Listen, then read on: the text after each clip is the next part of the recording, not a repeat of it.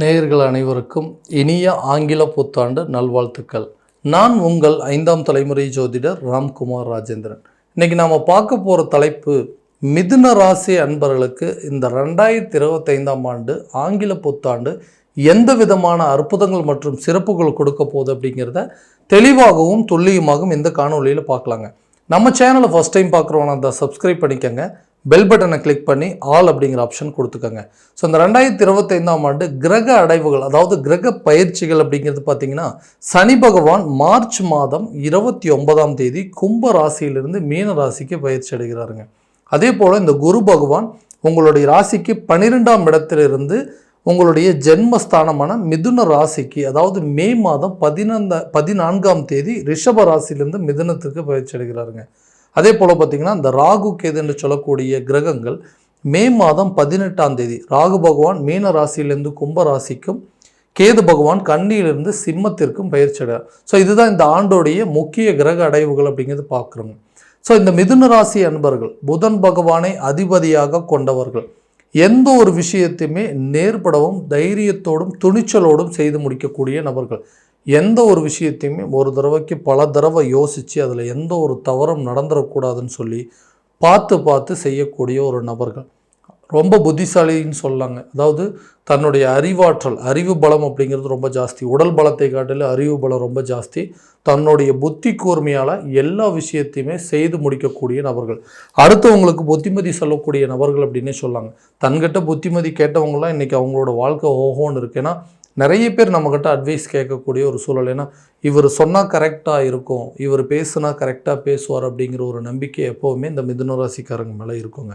So எல்லாத்தையுமே பார்த்து செஞ்சிட்ருக்கோம். ஏன் எனக்கு மட்டும் இந்த மாதிரி ஒரு நிலை? கடந்த சில வருஷமாக பார்த்தீங்க அப்படின்னா வாழ்க்கையில் எதிர்பாராத விதமான சில திருப்பங்கள் அப்படிங்கிறது நிறைய நடந்துருச்சுங்க. ஸோ நான் நினச்சது ஒன்று, நடந்தது ஒன்று.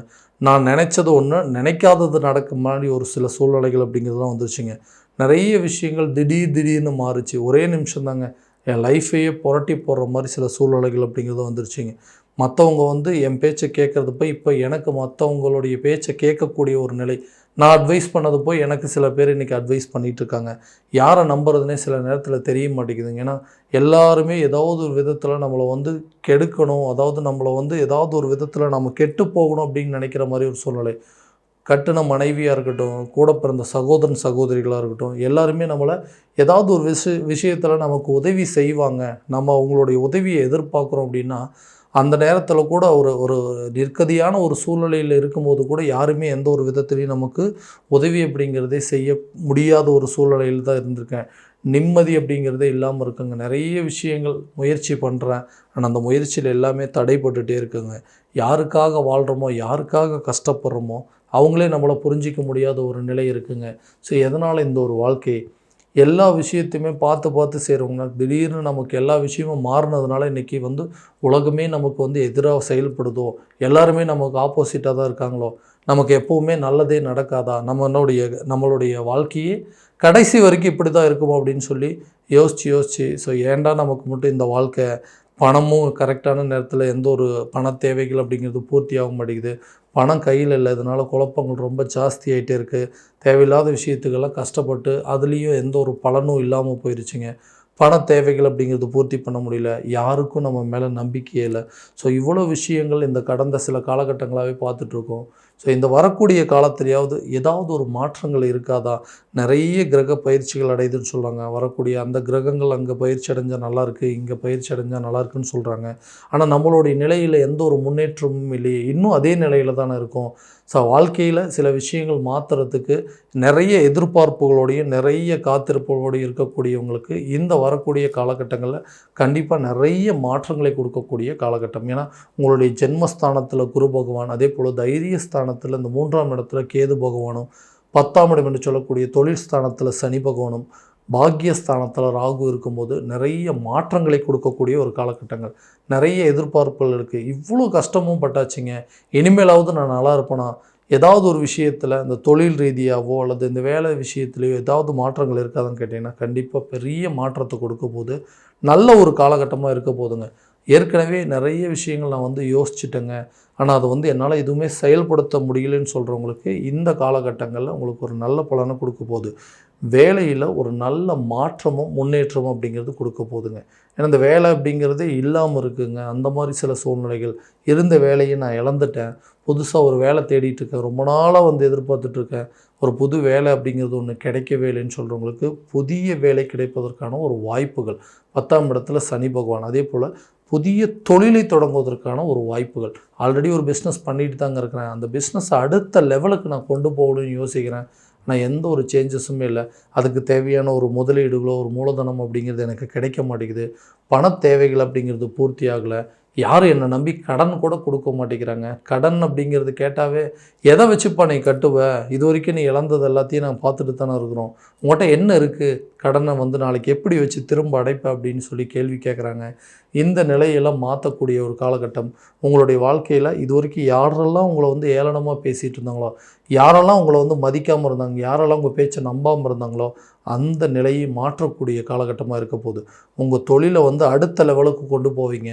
உங்கள் பிஸ்னஸை வந்து எப்படி வந்து விரிவுபடுத்தணும், இந்த பிஸ்னஸில் எப்படியாவது ஏதாவது ஒன்று, யாரெல்லாம் நம்மளை வந்து கேவலமாக பேசுனாங்களோ அவங்க முன்னாடி நம்ம வாழ்ந்து காட்டணும்னு எடுக்கக்கூடிய முயற்சி கண்டிப்பாக நல்ல பலனை கொடுக்குங்க. ஏதாவது ஒரு பிஸ்னஸ் ஸ்டார்ட் பண்ணணும்னு நினைக்கிறவங்களுக்கு இந்த காலகட்டங்களில் புதிய தொழிலை தொடங்குவதற்கான ஒரு வாய்ப்பு. தனித்தொழிலை தொடங்கலாங்க. அதாவது இது வரைக்கும் பார்ட்னர்ஷிப்பில் இருந்தவங்க கூட அதிலேருந்து பிரிஞ்சு வந்து சொந்தமாக நீங்களே பிஸ்னஸ் ஸ்டார்ட் பண்ணுற அளவுக்கு சில யோகத்தை கொடுக்குங்க. நிறைய ஹெல்ப் அப்படிங்கிறது கிடைக்கும். அதாவது தந்தை மூலமாகவோ தந்தை வழி சொத்துக்கள் மூலமாகவோ ஏதாவது ஒரு விதத்தில் உங்களுக்கு ஒரு சில பெனிஃபிட், ஏதாவது உங்களுடைய ப்ராப்பர்ட்டி இருக்குங்க, ரொம்ப நாளாக பிரச்சனைகள் இருக்குது, அந்த ப்ராப்பர்ட்டி என் கைக்கு வந்துச்சுன்னா அதை விற்று நான் வந்து என்னோடய பிஸ்னஸை ஸ்டார்ட் பண்ணிடுவேன், இல்லைனா அதில் வர பணத்தை வச்சு என்னுடைய தொழிலை விரிவுபடுத்த முடியும்னு யோசிக்கிறவங்களுக்கு தந்தை வழி சொத்துக்கள் உங்கள் கைக்கு வந்து சேருங்க. நல்ல ஒரு லாபகரமான சூழலை, உங்கள் தொழிலை வந்து லாபகரமான சூழலில் கொண்டு போகிறதுக்கான வாய்ப்பு. ஒரு வண்டி வச்சுட்ருக்கிறவங்க இன்னும் 2 வண்டி வாங்கிறதுக்கான வாய்ப்பு. ஒரு பிரான்ச் வச்சுட்ருக்கேங்க, அந்த பிஸ்னஸில் இன்னொரு பிரான்ச் வந்து ஓப்பன் பண்ணணும், ஒரு ஊரில் இருக்குங்க அடுத்த ஊர்லேயே என்னுடைய பிரான்ச் ஓப்பன் பண்ணணும்னு சொல்கிறவங்களுக்கு இந்த காலகட்டங்களில் உங்களுடைய தொழிலை விரிவுபடுத்துவதற்கான ஒரு வாய்ப்புகள் அப்படிங்கிறது கட்டாயம் உருவாகும். இந்த வேலையில் இருக்கிறவங்க ரொம்ப வருஷமாக வந்து ப்ரைவேட் ஜாப்பில் தாங்க இருக்கிறேன், நானும் நிறைய எக்ஸாம்ஸ் எழுதிட்டேன், எனக்கு வந்து கவர்மெண்ட் ஆப்பர்ச்சுனிட்டி இருக்குதா, அரசு சம்மந்தப்பட்ட வேலை கிடைக்குமான்னு யோசிச்சிங்கன்னா கண்டிப்பாக இது ஒரு நல்ல அருமையான காலகட்டங்க. இந்த சனி பயிற்சிக்கு பிறகு, அதாவது இந்த மார்ச் மாதம் 29ஆம் தேதிக்கு பிறகு ஒரு நல்ல காலகட்டம் அப்படிங்கிறது இருக்க போது. சனி பகவான் 10ஆம் இடத்துக்கு பயிற்சி அடையும் போது அதாவது இந்த வேலையில் இருக்கிறவங்களுக்கு அரசு சம்மந்தப்பட்ட அனுகூலங்கள் அப்படிங்கிறது கண்டிப்பாக கிடைக்குங்க. அதே அரசு துறையில் இருக்கிறவங்களுக்கு பதவி உயர்வு கிடைப்பதற்கான வாய்ப்பு அப்படிங்கிறது உருவாகும். இந்த ஆப்பர்ச்சுனிட்டியை கண்டிப்பாக யூஸ் பண்ணிட்டீங்கன்னா நிச்சயமாக நீண்ட நாட்களாக எக்ஸாம்ஸே எழுதிட்டுருக்கோங்க, ஒரு நல்ல வேலை கவர்மெண்ட் ஜாப் கிடைக்கல அப்படின்னா இந்த விஷயம் உங்களுக்கு ஒரு நல்ல வாய்ப்பை கொடுக்குங்க. இந்த முயற்சிகள் கட்டாயமாக நீங்கள் எடுத்தீங்க அப்படின்னா அரசு சம்மந்தப்பட்ட துறைக்கு வேலை கிடைப்பதற்கான வாய்ப்புகள் கண்டிப்பாக உருவாகுங்க. ஸோ திருமணம் சம்மந்தப்பட்ட பந்தங்கள், திருமணம் அப்படிங்கிறது தடைப்பட்டுகிட்டே இருக்குங்க, ரொம்ப வருஷமாக இந்த கல்யாணம் அப்படிங்கிறது மட்டும்தான் ஒரு பெரிய பிரச்சனையாக இருக்குது, கஷ்டப்பட்டு வேலைக்கு போயாச்சுங்க, இன்றைக்கி தேவையான சில வசதி வாய்ப்புகள் எல்லாமே ஏற்படுத்தி வச்சுக்கிட்டேன், ஆனால் இந்த கல்யாணம் அப்படிங்கிறதுனால எனக்கு எல்லாமே இருந்து எதுவுமே இல்லாத மாதிரி ஒரு நிலையில் இருக்குது. ஸோ திருமண பாக்கியம் அப்படிங்கிறது உருவாகும் கேட்டிங்கன்னா இந்த குரு பகவான் உங்களுடைய ஜென்மஸ்தானத்தில் இருக்கக்கூடிய இடத்துலேருந்து அவர் பார்க்கக்கூடிய பார்வையானது 7ஆம் இடத்துல படுதுங்க. அப்போ கலசரஸ்தானம், நீண்ட நாட்களாக திருமணம் நடக்காத நபர்களுக்கு திருமணம் சம்மந்தப்பட்ட யோகங்கள் உருவாகும். புதிய உறவுகள், அதாவது ரொம்ப வருஷமாக வந்து பார்த்துட்டு அலைன்ஸ் பார்த்துட்டு இருக்க எதுவுமே செட் ஆகலைன்னு சொல்கிறவங்களுக்கு இந்த திருமண யோகம் அப்படிங்கிறது கை கொடுவதற்கான வாய்ப்புகள் கண்டிப்பாக உருவாகுங்க. பிரிந்த கணவன் மனைவி ஒன்று சேர்வதற்கான ஒரு யோக காலமாக இருக்க போகுது. உங்கள் மேலே நம்பிக்கையே இல்லை, எதை வச்சு நான் உங்கள் கூட வந்து வாழ்கிறதுங்க, ஏன்னா நிறைய லாஸ் பண்ணிட்டீங்க, எந்த ஒரு வேலையும் இப்போ செய்கிறதில்ல, பண்ண பிஸ்னஸும் லாஸுங்க, வருமானமும் இல்லை, ஸோ உங்களை நம்பி நான் கல்யாணம் பண்ணதே போதும், இதுக்கு மேலே வந்து உங்களோட நான் கஷ்டப்பட விரும்பலன்னு சொன்ன தம்பதியினர் உங்களுடைய மதிப்பு மரியாதை அந்தஸ்து உயர்வதற்கான ஒரு வாய்ப்புகள், இது வரைக்கும் இருந்த பேரையே மாற்றக்கூடிய ஒரு காலகட்டமாக இருக்க போகுது. ரொம்ப நாளாக பிரச்சனைகள் இருக்குது, சரியாக வேலைக்கு போகலங்க, ஒரு பிஸ்னஸ் பண்ணலை, தேவையில்லாத கடன் எல்லாத்தையும் ஏற்படுத்திட்டு இருந்தோம் அப்படின்னா இப்போ வரக்கூடிய இந்த புது வருஷத்தில் கண்டிப்பாக புதிய வேலை கிடைக்குங்க. அதே போல் புதிய தொழிலை தொடங்குவதற்கான வாய்ப்பு, மற்றவங்க உங்கள் மேலே இருந்த ஒரு அவப்பேர் அப்படிங்கிறது கொஞ்சம் கொஞ்சமாக விலகுங்க. உங்களுடைய மதிப்பு மரியாதை உயர்வதற்கான ஒரு வாய்ப்பு அப்படிங்கிறது கண்டிப்பாக வரும். ஸோ இந்த நேரத்தில் கணவன் மனைவிக்கிடையே இருக்கக்கூடிய பிரச்சனைகள் அப்படிங்கிறது தீரும், உங்கள் மேலே புது நம்பிக்கை அப்படிங்கிறது கண்டிப்பாக உருவாகுங்க. ஸோ குழந்தை இல்லாத நபர்களுக்கு குழந்தை பாக்கியம் ஏற்படுவதற்கான வாய்ப்பு, 5ஆம் இடத்துல குரு பகவானுடைய பார்வைப்படுறதுனால நீண்ட நாட்களாக இருந்த அந்த புத்திர தடை அப்படிங்கிறது கண்டிப்பாக விலகுங்க. புதிய அதாவது குழந்தை பாக்கியதற்கான யோகத்தை உருவாக்கக்கூடுங்க. ஒரு குழந்தை இருக்க 2வது குழந்தைக்கான முயற்சிகள் அப்படிங்கிறது இந்த காலகட்டங்களில் கண்டிப்பாக அது ஒரு நல்ல பலனை கொடுக்கும். பூர்வீக சொத்துக்கள் உங்கள் கைக்கு வந்து சேருங்க. இந்த 5ஆம் இடம் அப்படின்னு சொல்லக்கூடிய இந்த பூர்வ புண்ணிய ஸ்தானம், புத்திரஸ்தானம்னு சொல்லுவாங்க. பூர்வீக சொத்துக்கள் மூலமாக சில அனுகூலங்கள் அப்படிங்கிறது உங்களுக்கு நிச்சயம் இருக்குங்க. இந்த சொத்து கிடைச்சிது அப்படின்னு சொன்னால் இது மூலமாக வர ப்ராப்பர்ட்டியில் வர இந்த சேல் பண்ணி வரக்கூடிய பணத்தை வச்சுட்டு என்னோடய கடனை நான் அடைச்சிருவேன், கடன் இல்லாத ஒரு வாழ்க்கையை வாழ முடியும். அதே மாதிரி ரொம்ப வருஷமாக ஒரு பணத்தை எதிர்பார்த்துட்ருக்கேன், பேங்க்லேருந்து வரக்கூடிய பணம், ஒரு செட்டில்மெண்ட் பண்ணக்கூடிய வேலை செய்கிற இடத்துல ஒரு செட்டில்மெண்ட்டுக்காக வெயிட் பண்ணுறோம், இல்லை ரொம்ப வருஷத்துக்கு முன்னாடி ஒருத்தர் என்கிட்ட இருந்து கடன் வாங்கினார், அந்த பணம் என் கைக்கு வந்தது அப்படின்னா நிறைய இந்த கடன் பிரச்சனை எல்லாத்தையும் தீர்த்துட்டு நல்ல ஒரு நிம்மதியான வாழ்க்கையை வாழ முடியும்னு நினைக்கிறவங்களுக்கு இந்த கடன் சம்பந்தப்பட்ட பாதிப்புகள் அப்படிங்கிறது கொஞ்சம் கொஞ்சமாக குறையுங்க. கடன் இல்லாத ஒரு வாழ்க்கையை வாழக்கூடிய ஒரு காலகட்டமாக இருக்க போது இந்த வரக்கூடிய 2025ஆம் ஆண்டு. ஸோ புதிய சொத்துக்கள் சேர்க்கைக்கு உண்டான வாய்ப்புகள், புதிய வீடு கட்டுவதற்கான சில யோகத்தை உருவாக்குங்க. வண்டி வாகனங்களுக்கு உண்டான சேர்க்கை அப்படிங்கிறது கட்டாயமாக இருக்கக்கூடிய ஒரு காலம். பூர்வீக சொத்துக்களில் இருக்கக்கூடிய வில்லங்கங்கள் அப்படிங்கிறதெல்லாம் தீருங்க. தந்தை வழி சொத்துக்கள் உங்கள் கைக்கு வந்து சேரும். அதே போல் குழந்தைகளுடைய கல்வியில் நல்ல ஒரு முன்னேற்ற பாதையை நோக்கி போகக்கூடிய காலகட்டமாக இருக்க போது அவங்க புதிய கல்வியை சேர்க்கைக்கு உண்டான வாய்ப்புகள் அப்படிங்கிறது உருவாகுங்க. ஆரோக்கியத்தில் கொஞ்சம் கவனம் செலுத்தணுங்க. ஏன்னா இந்த வெளி வகை உணவுகள் அப்படிங்கிறது எடுத்துக்கிறதுல தேவையற்ற சில பிரச்சனைகள் அப்படிங்கிறது கட்டாயமாக உருவாகுங்க. நீண்ட நாட்களாக இருக்கக்கூடிய உடல் உபதைகள் அப்படிங்கிறது தீரும். ஒரு குடும்பத்தில் யாராவது ஒருத்தருக்கு மாற்றி ஏதாவது ஒரு பிரச்சனை வந்துக்கிட்டே இருக்குங்க. ஸோ ஆரோக்கியத்தில் வந்து சரி பெரிய கவலையாக இருக்குது அப்படின்னு சொல்லக்கூடிய நபர்களுக்கு இந்த வரக்கூடிய காலகட்டங்களில் ஆரோக்கியம் சார்ந்த நல்ல ஒரு முன்னேற்றம் அப்படிங்கிறது இருக்குங்க. அதற்கு தேவையான மருத்துவ முயற்சிகள் அப்படிங்கிறதெல்லாம் கட்டாயமாக உங்களுக்கு நல்ல பலன் அப்படிங்கிறது கண்டிப்பாக கொடுக்க போதுங்க.